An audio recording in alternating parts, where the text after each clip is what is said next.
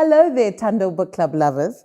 This season, we're putting the books written by your favorite African female authors center stage. And joining me in the studio as co-host is the fabulous and amazing book reviewer, Sarah Nyengerai.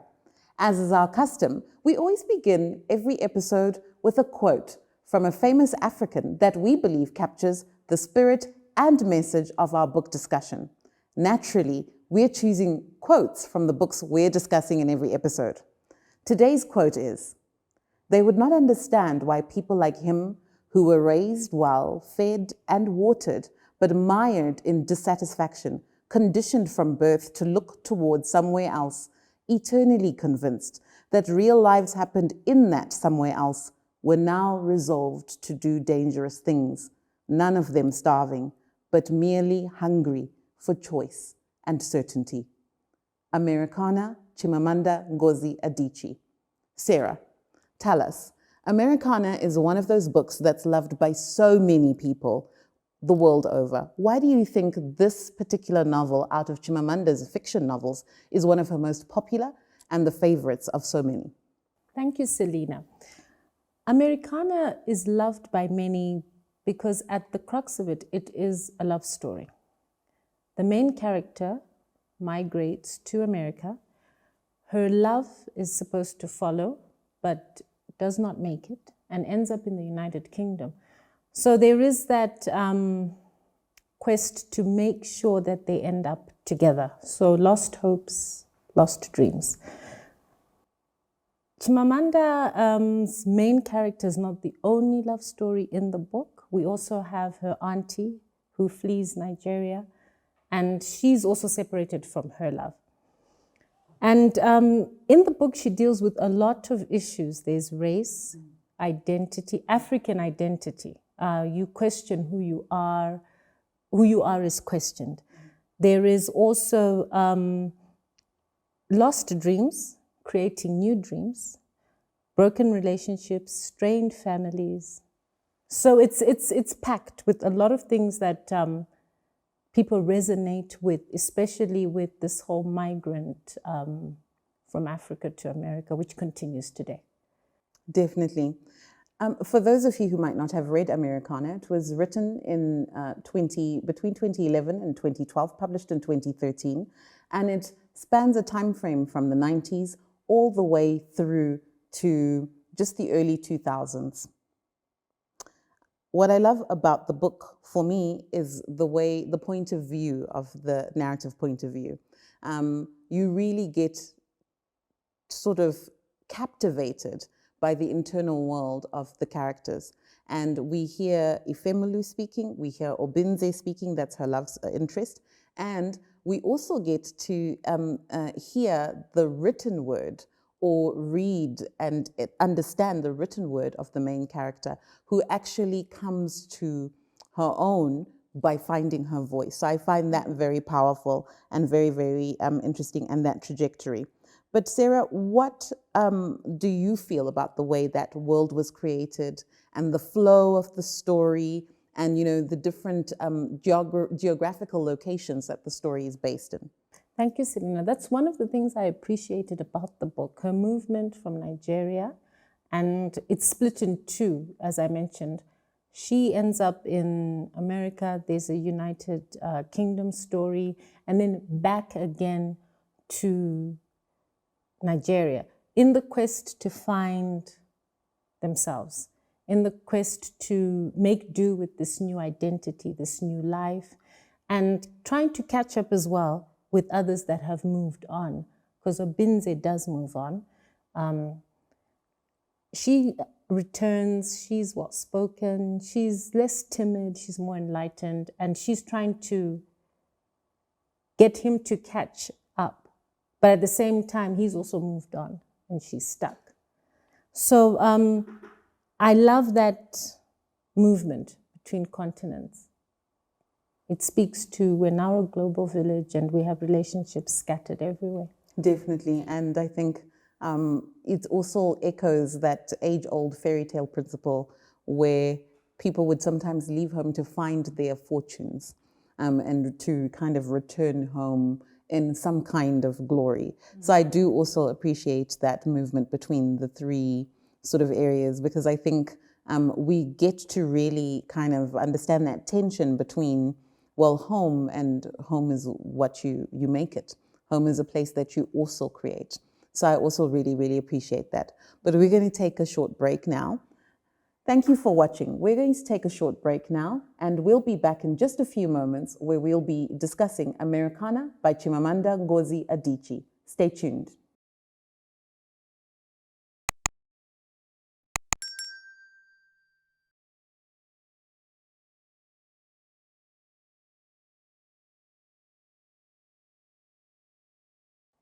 Welcome back.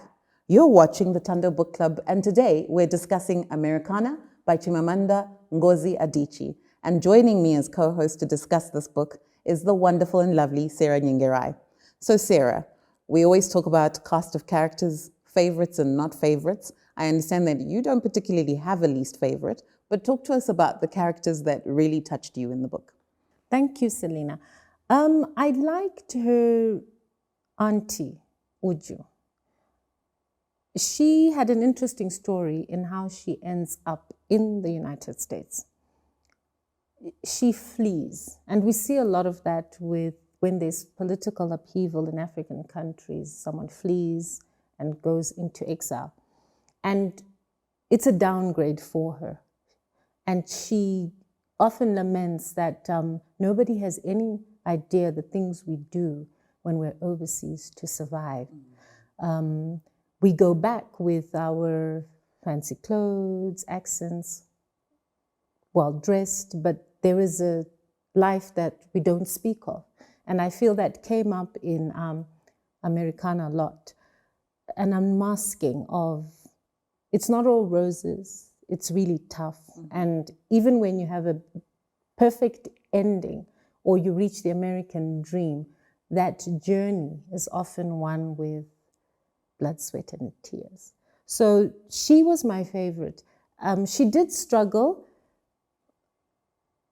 You know, she was vivacious, and then in America, she becomes a bit more timid and distressed because she's raising a boy child in America as well. So all that. So she was my favorite.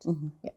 Wow. I mean, that's a really interesting favorite that you chose there, because Auntie Uju is a very interesting character for me. She's a sympathetic character for me, because I do think, as you've mentioned on other occasions, Chimamanda is one of those people who helps you understand how a person comes to be where they are. I think she's very rich in her storytelling like that. The layers are there, and they're exquisitely woven together so that you can really relate and see the fullness or the wholeness of a character. So I really, really do like that. I mean, for me, I don't actually personally have favorites or least favorites. I found this story very relatable and very captivating. And I actually found Ifemelu's journey quite interesting. So I was really taken by her journey for identity, or through identity, and that she actually had to go through that to actually achieve her love.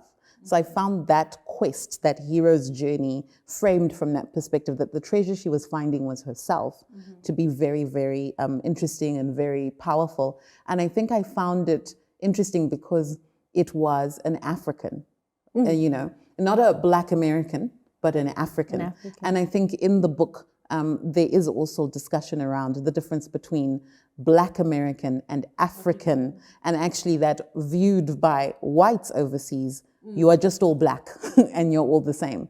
But meanwhile, actually, there's a world of difference between the two. So I found that very, very, very interesting.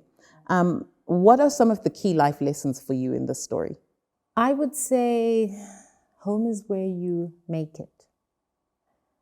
And sometimes you just have to come to accept where you are. And Americanah brings that out. People in Africa want to be in America because it's better, the American dream.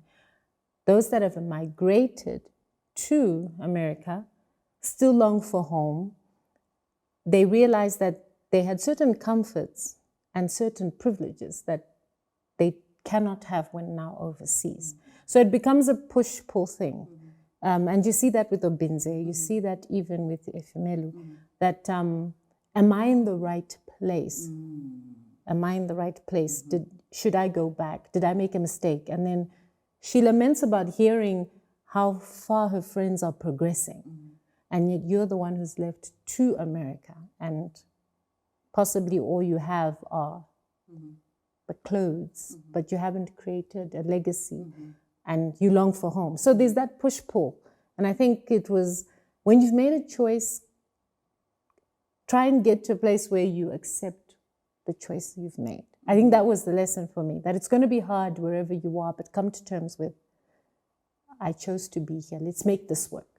Definitely. And I think that is coming to adulthood, is learning that choices you make, good or bad, you've got to make them eyes wide open to the consequences and be willing to embrace the consequences, especially if you know that the choice that you're making is suspect. Be transparent with yourself at least. Okay, well, we're running out of time, but we will be back shortly with the last segment of today's show, where we'll do what we love to do here on the Book Club, which is a short reading from the book. Stay tuned, you don't want to miss this.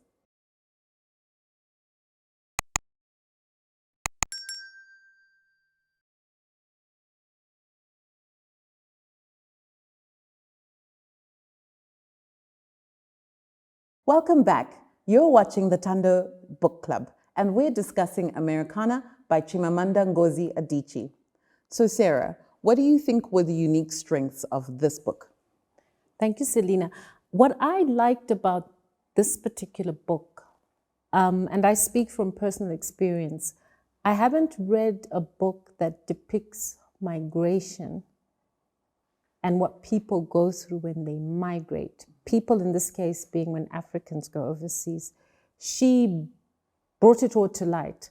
And I read it at a time when a lot of Zimbabweans were migrating and to America, to the United Kingdom. And if you want to understand the migration experience from a personal and economic level, this is the book. I would say if you want to know what it's like to be a migrant, that's the book to read. She told a real raw story. Definitely. And I think in that, for me, the migration is a real catalyst for finding true love by way of embracing your authenticity. Because, you know, there's all this stuff about self-love, right? But it makes me think about actually a scripture from the Bible that says, love your neighbor as you love yourself. She goes overseas with a love goal in mind. And it doesn't work out the way that she thinks it will. And there's a lost dream in terms of what she had initially thought she was going to get. But actually so much more is gained, because in the migration is the test of what does it mean to be an African? What does it mean to be a woman? What does it mean to be a Black woman? What does it mean to be an African woman? And in her journey of answering all of those questions with all the tests or the little challenges and obstacles that migrating brings to her, the accent, the hair, the dating outside of your race, dating a Black American versus having been in love with a Nigerian, all of those things, she comes to truly find herself. And we see that with the evolution of her developing her blog. And in loving herself, she then is able and finally ready to receive that one big love she wanted. And in receiving it, there is another test. She has to challenge some things about how that love is returning to her. And, you know, she makes a very brave choice.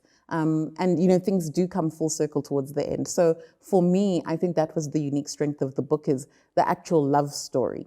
And that in finding the great love, you must learn to love yourself as a great love, and learn how you love, and question things as you do that, because I feel like she had a really great arc in terms of finding her agency. But we're about to get to the place where we're going to have to sign off, and it wouldn't be a book club without a reading. So Sarah, read to us from Americanah.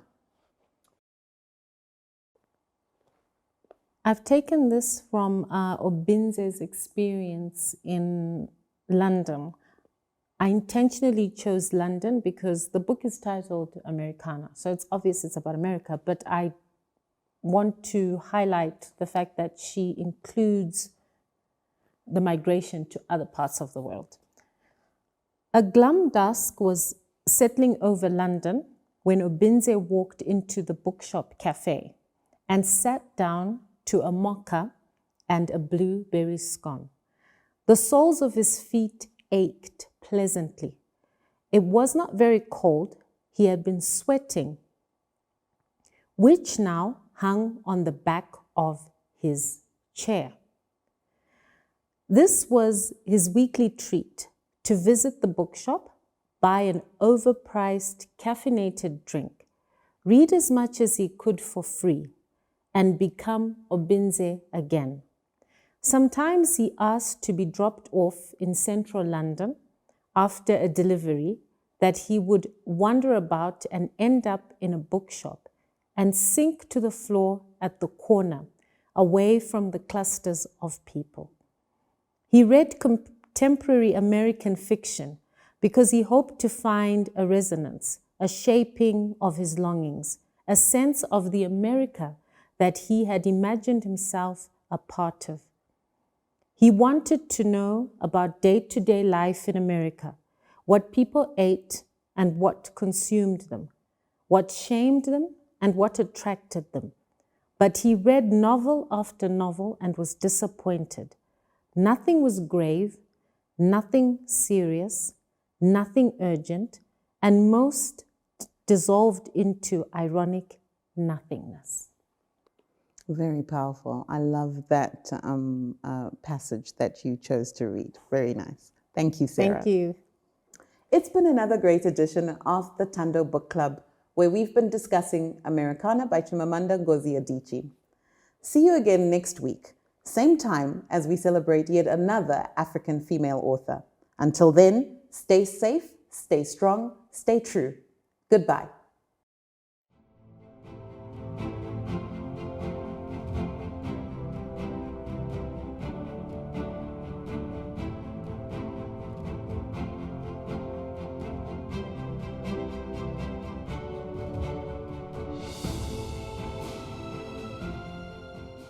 Chinongwa by Lucy Mshita. Sarah, tell us a little bit about this author. This book speaks to an issue that remains thorn in societal flesh, and this is child marriages. It's very interesting to me that this book that is set in a long, long time ago is being used to describe or to unpack this issue, which maybe way back then wouldn't have been seen as abusive, but now, you know, it has a different color and tone to it. So yes. Very, very profound conversation that we're having as a society around this issue. My favorite character is Chinongwa.